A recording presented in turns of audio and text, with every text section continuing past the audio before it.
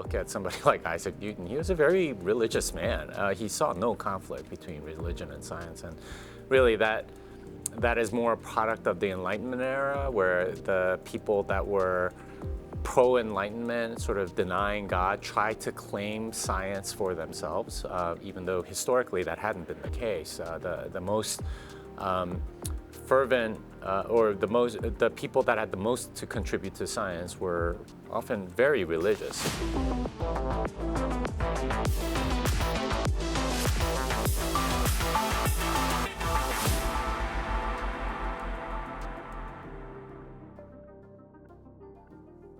Do you think there is a theology behind Bitcoin? Is there a religion associated with it? I wouldn't say that it's necessarily part of like anyone's specific theology that like Bitcoin is like something like that. It's much more just the right way of doing things, right? Like I liken it much more towards natural law. And if you're thinking in terms of natural law, what the right thing is and what the wrong thing is, the current monetary system is clearly wrong, right? There's so many things wrong with it. There's a lot of theft involved. There's a lot of artificial gatekeeping involved, permissioning involved, and things like that, which are completely against natural law. What Bitcoin does is it takes sort of that power of stealing from everybody that central banks and really all kinds of banks have from the people. And that is very interesting because that's been the engine of government growth, of government spending, of inequality in many ways all over the world. So when I think about Bitcoin, it's really like when I argue about it from a Christian context, I'm arguing much more about it being fair money, right? Just money, instead of unfair money and unjust money. And that seems to have connected with a lot of people because they're seeing the moral argument for Bitcoin rather than sort of the investment case for Bitcoin.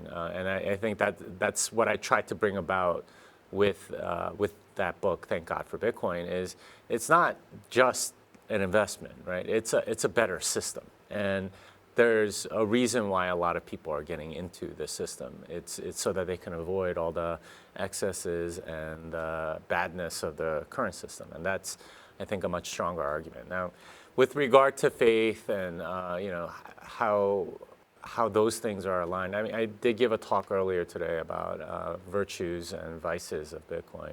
I think one of the virtues is faith. And unfortunately, there's a lot of people that just refuse to believe despite all evidence. And then there are people that are so gullible that they'll believe anything, right? That other things are the equivalent of Bitcoin.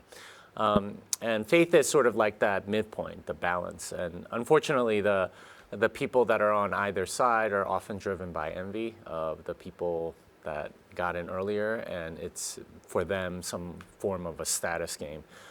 So it's the willingness to just be humble and recognize reality and do what's beneficial for you instead of willing some other reality that isn't true.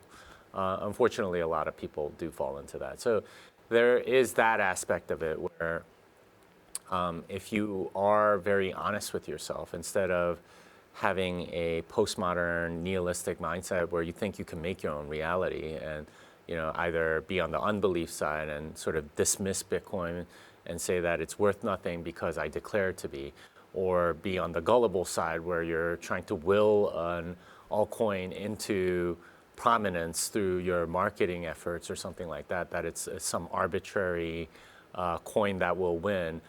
Neither of those are correct. Like there are certain properties of Bitcoin that make it better than all the other stuff, namely decentralization. And recognizing that and just sort of not trying to play this weird status game where reality is the thing that you distort, instead letting reality be, recognizing reality and submitting to that, I think is at the heart of having a correct view of Bitcoin. As a developer and a person of faith, do you see a significant divide between these two aspects of life? Or do you believe they can coexist harmoniously? I mean, for most of history, those two things were always combined. You look at somebody like Isaac Newton, he was a very religious man. He saw no conflict between religion and science. And really, that is more a product of the Enlightenment era, where the people that were pro-Enlightenment, sort of denying God, tried to claim science for themselves, even though historically that hadn't been the case. The most fervent or the people that had the most to contribute to science were often very religious, and for good reason. There's a reason why these things exist. You have to believe that there's regularity in nature, and if you don't believe in God, then that's hard to justify. Why should nature have some regularity or some laws to discover, unless you believe in a lawgiver of some kind? So I don't see at all a contradiction between those two things. And in fact, I consider myself a very technical person. And when I think about Christianity, I think of it very technically, right? Like, what is the logic here? And if you read older Christian arguments and things like that, they're extremely rational. It's actually atheism that is brain twisting and rationalizing and jumping to conclusions and things like that, at least in my view. And having studied some of that, like you can read somebody like Thomas Aquinas, right? 13th century, he wrote Summa Theologica, and it's taking a steel man of what an atheist would say and just destroying those arguments, like through logic, through point by point. And this Enlightenment fiction that these two things are like completely separate is completely wrong. And unfortunately, that still persists to this day, because they want to claim that mantle of rationality and science, even though it doesn't belong to them. Do you believe Bitcoin has been unfairly characterized as a cult by mainstream media, or do you think there's merit to this perspective? No, I mean, I suppose it looks like it maybe on the outside, and honestly, for people on the outside that are looking into Bitcoin and they go, okay, well, these people are not acting like the other fiat people. Yeah, I can see why they'd be a little suspicious. I mean, Bitcoiners are having way more babies. Bitcoiners are thinking way more about the future. Bitcoiners are, doing things that are not exactly popular in the fiat world. But in a sense, we should really be asking, okay, like, is it fiat that's more cultish? Because historically, people have had no problems having lots of children. But it's the fiat world that has the really hugely reduced birth rates and even marriage rates at this point. What's going on? Historically, that's not been a problem. Why is that now a problem? So really, it's people inside a cult asking people outside a cult if the other people are in a cult. So I get why they would ask that, but they're so used to the fiat mentality that they see Bitcoiners having children, and it's like, okay, like something's wrong with these people. And it seems sort of like inverted, that a way of thinking for me. Would you say that Bitcoin fosters its own form of religion or a belief system among its proponents? I wouldn't say it's religiosity. What I see most is that Bitcoiners have hope, right? And the people outside are like, why do you have hope, right? Because I mean, if you saw during the pandemic, the only people that seemed to be doing well were Bitcoiners. And I don't know if you noticed that, but a lot of my normie friends, the people that were not in Bitcoin, they were deeply depressed, and they were in the pits of despair about everything. And it's like, how can we ever get out of this? This is just horrible.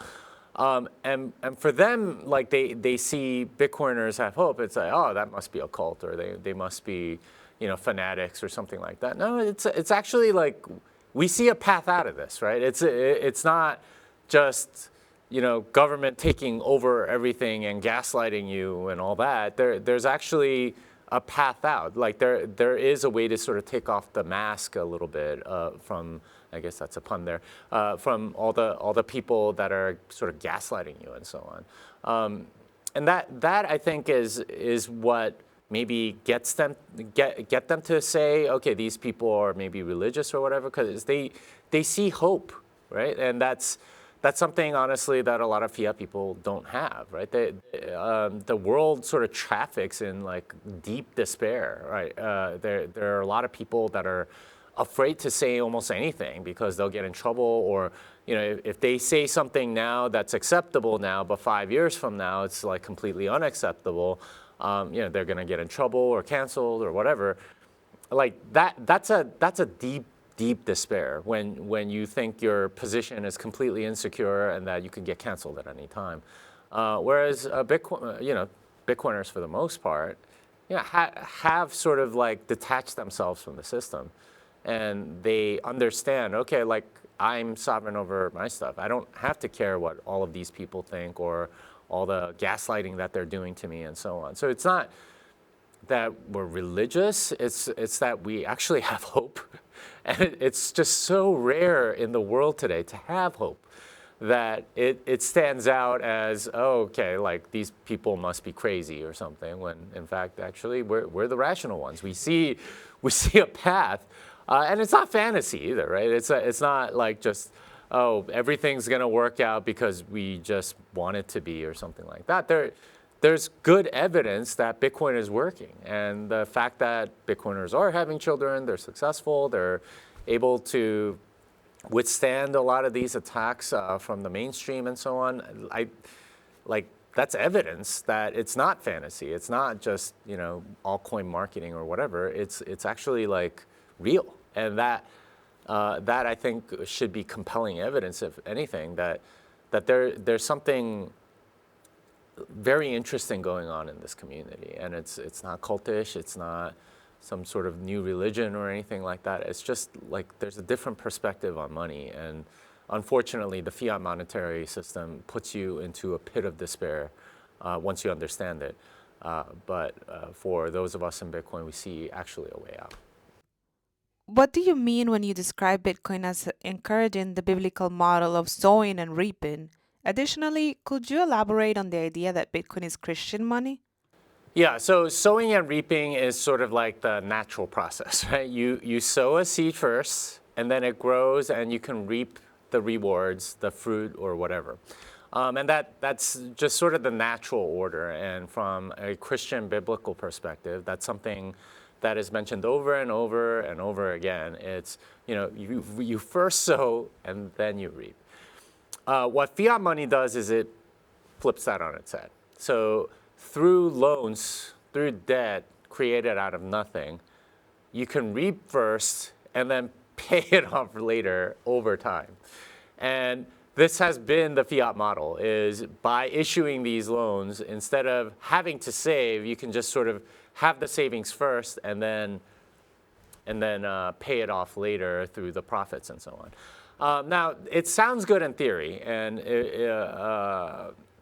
if that you don't have to save or spend all that time like earning all that money so that you can try for something. But in practice, it doesn't work out that way, because the people that take out the loans don't necessarily know how to spend that money very well, because they didn't have to go through that, sowing and cultivating all of that, the act of saving. They haven't had to go through that. So they can often be very wasteful with that money, and then having to pay off something that didn't work out is honestly kind of dehumanizing. You're essentially in slavery, in debt slavery, while you're paying it off, and that causes a lot of bitterness. And any parent knows this, right? With their child, is it better for you to get them the toy that they want now and make them pay it off later through chores in the house, or to do it in the other direction, make them do chores in the house or whatever, and then pay them, and then when they've saved enough, then they can get that toy? What's better for the child? Well, obviously the latter, because they learn how to save and work for something that they want, instead of getting what they want right away and then sort of paying it off. But this is the fiat model. And this is why I say that that model is actually quite unbiblical, and it reverses everything. Whereas all of the, the original way, which is sowing and then reaping, having some sort of savings vehicle that lets you accumulate, and then you can go do something that you want with it. That's the right model, and that's I think why I say it's biblical money. Don't you think statements like this might make people who don't share your values or views feel excluded or alienated? If they don't like they don't have to listen to me. And if their impression is based on my speaking, sorry, I'm me. I'm not going to speak for the Bitcoin community. I don't think anyone can.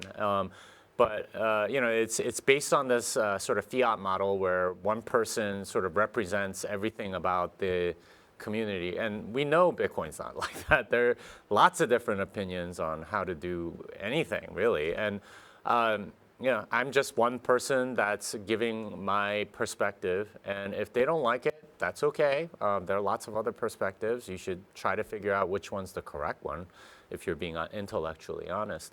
But if they feel excluded because of something I say, sorry. I mean, that's just going to happen, like, no matter who says what, if you just disagree with them. So I don't feel at all bad saying things that I believe. If they don't like it, that's okay. I'm okay with disagreement. I'm okay with people not liking what I say. I get that all the time, actually.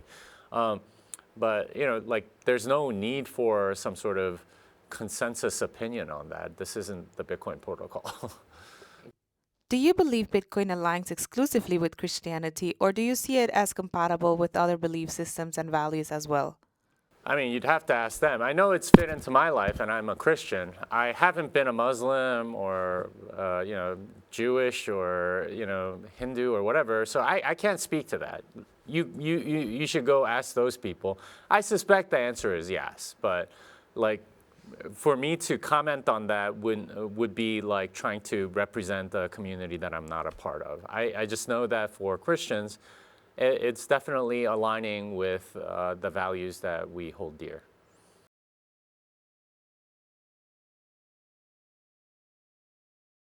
Well, I was able to pay for a bunch of stuff with Lightning, so that's definitely a positive. I think when I was here last year, I tried at a pharmacy and they didn't know what I was talking about, even though they had like a little sticker outside. So clearly the vendors are getting a lot more used to it, and I expect that to improve. Yeah, I mean, that's about my experience with it, is just trying to pay. During the week of this conference, obviously they're a little more motivated to make sure that they accept Bitcoin payments. So I imagine that has something to do with it. But it's encouraging to see, hey, I don't need to go and change for a local currency and get cash so I can spend money at these places. Have you bought anything with Bitcoin in Lugano? In this trip, yeah. So I paid for food a few times. I don't remember what else I bought, but at least a few restaurants, just eating food. At the end, just, hey, I'd like to pay with Bitcoin, and they'll bring it over. So. Have you been to other Bitcoin circular economies? Yeah, so I've been to El Zonte, and they're a little more different, maybe low level.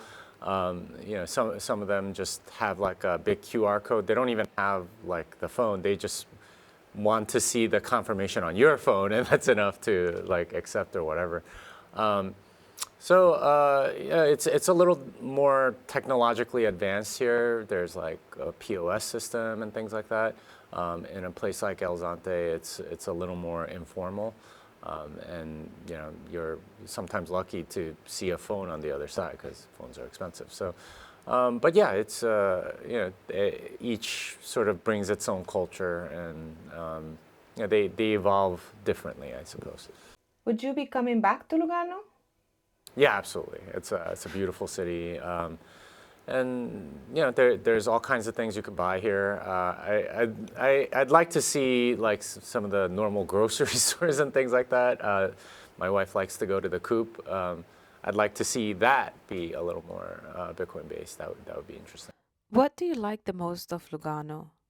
The thing that I like the most is just the the beauty of it. It's like it's Switzerland, it's Lugano, beautiful lake, mountains, just very clean, lots of great restaurants, just beautiful scenery. Yeah, it's a little expensive, honestly, but completely worthwhile. What is your take on Tether's growth these past 10 years? Yeah, I mean, it started as sort of like a stable coin, like, okay, now we can, it can be sort of like a substitute for dollar on-ramps on a lot of exchanges. But I think what it's evolved to become is basically a bank for like all kinds of people all over the world. And what I find most fascinating about Tether is that it has 50 employees, has $105 billion under management, and it's a fantastically profitable company. And then you compare that to like a normal bank, right? Like, in the United States, Citibank or Bank of America, Wells Fargo, and obviously in Europe, there's like Barclays and ABN AMRO and Deutsche Bank and all those. And they have way too many employees and don't provide nearly as much value for their stockholders, which tells you like, banking isn't a very difficult business, right? Like I'm sure there are struggles that Tether has to go through and stuff, but the fact that Tether is that profitable and that all of these other banks are that sort of overweight with cruft and unnecessary employees and things like that, and how they don't actually provide that much value, or they're sucking value from the economy, just like it gives me an insight into just how wasteful the current banking system is. So for me, Tether is an indictment on the entire banking system.